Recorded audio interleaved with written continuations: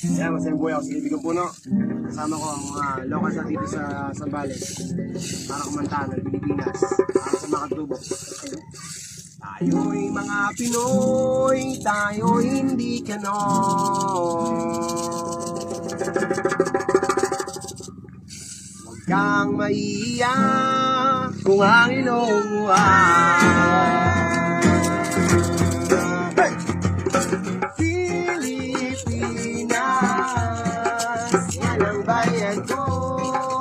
yan ang bayan mo.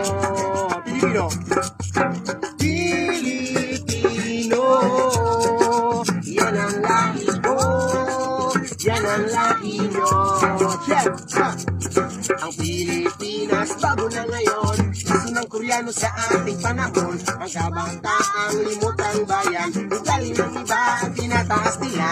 Saan nga ba napunta si Juan? Saan nga ba ang karapatan? Yung katutubo ay ninanakawan. Inaagawan ng kayamanan. Kaligasan at kapaligiran. Binabaruan ng kabataan. Pilipinas. Yan ang bayan ko. Yan ang bayan mo. Pilipino, sabay tayo. Pilipino. Yan ang lahi ko.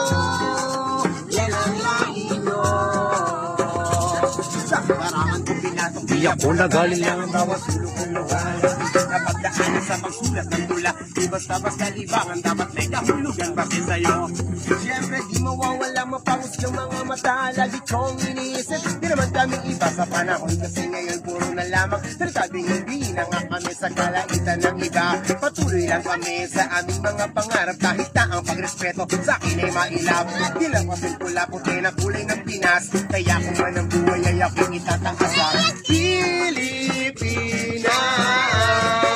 Yan ang bayan ko. Yan ang bayan mo. Pilipino. Pilipino.